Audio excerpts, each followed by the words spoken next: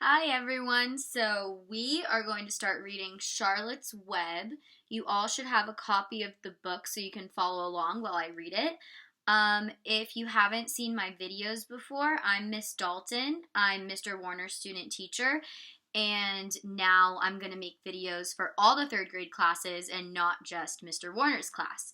So, have your book ready if you have a copy of it, and you can follow along while we read. I think everyone's going to really like this book. It's a classic book. I read it in third grade. A million third graders have read it. It's a really good book. So before we read, I just want you to think about, before we start, what are some important things to, when you start reading a book, what are some important things to think about? Maybe the characters that we're going to meet in the first chapter, who's going to be important in this book, who's the main character, what are some big events that are happening, and just think of the order of the book and the sequence of events that happen. So let's read chapter 1 today, and then we're going to talk about it in a Zoom. Mr. Warner's class will have a Zoom for chapter 1, and then listen to your specific teacher's instructions for what you guys are going to do each lesson. So, chapter 1 is called Before Breakfast. "Where's Papa going with that axe?" said Fern to her mother as they were setting the table for breakfast. "Out to the hog house," replied Mrs. Arable. "Some pigs were born last night." "I don't see why he needs an axe," continued Fern, who was only 8. "Well," said her mother, "one of the pigs is a runt. It's a very small and weak pig, and it will never amount to anything, so your father has decided to do away with it." So a runt means that it's the smallest pig in the litter. "Do away with it?" shrieked Fern. "You mean kill it, just because it's smaller than the others?"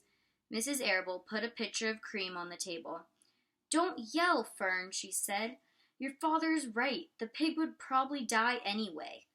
Fern pushed a chair out of the way and ran outdoors. The grass was wet and the earth smelled of springtime. Fern's sneakers were sopping by the time she caught up with her father. "Please don't kill it," she sobbed. "It's unfair." Mr. Arable stopped walking. "Fern," he said gently, "you'll have to learn to control yourself." "Control myself?" yelled Fern. "This is a matter of life and death, and you talk about controlling myself?" So here's Fern and her dad and the axe in his hand.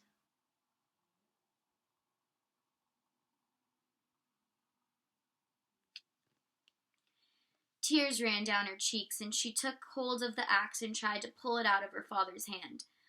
"Fern," said Mr. Arable, "I know more about raising a litter of pigs than you do. A weakling makes trouble. Now run along." "But it's unfair," cried Fern. "The pig couldn't help being born small, could it? If I had been very small at birth, would you have killed me?" Mr. Arable smiled. "Certainly not," he said, looking down at his daughter with love. "But this is different. A little girl is one thing, a little runty pig is another." "I see no difference," replied Fern, still hanging on to the axe. "This is the most terrible case of injustice I have ever heard of." A queer look came over John Arable's face. He seemed almost ready to cry himself. So when Fern says that this is a terrible act of injustice, that means that this is really unfair. Injustice means it's not right, it's not fair. "All right," he said. "You go back to the house and I will bring the runt when I come in. I'll let you start it on a bottle like a baby. Then you'll see what trouble a pig can be." When Mr. Arable turned to the house half an hour later, he carried a carton under his arm. Fern was upstairs changing her sneakers. The kitchen table was set for breakfast, and the room smelled of coffee, bacon, damp plaster, and wood smoke from the stove.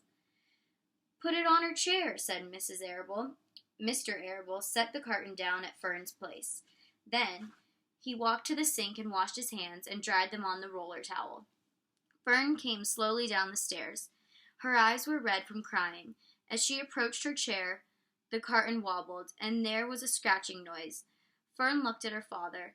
Then she lifted the lid of the carton. There, inside, looking up at her, was the newborn pig. It was a white one.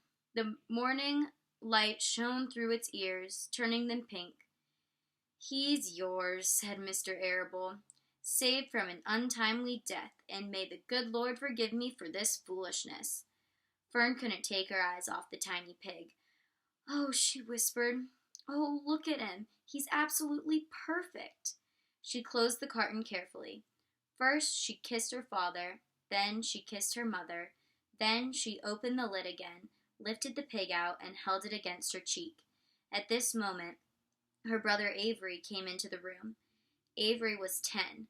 He was heavily armed, an air rifle in one hand, a wooden dagger in the other. "What's that?" he demanded. "What's Fern got?" "She's got a guest for breakfast," said Mrs. Arable. "Wash your hands and face, Avery." "Let's see it," said Avery, setting his gun down. "You call that miserable thing a pig? That's a fine specimen of a pig. It's no bigger than a white rat." "Wash up and eat your breakfast, Avery," said his mother. "The school bus will be along in half an hour." "Can I have a pig too, Pop?" asked Avery. "No, I only distribute pigs to early risers," said Mr. Arable.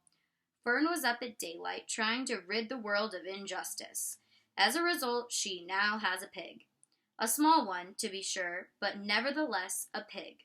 It just shows what can happen if a person gets out of bed promptly. Let's eat. But Fern couldn't eat until her pig had had a drink of milk. Mrs. Arable found a baby's nursing bottle and a rubber nipple. She poured warm milk into the bottle, fitted the nipple over the top, and handed it to Fern. "Give him his breakfast," she said. So here was Avery, Fern's brother, holding the gun when he came into the room.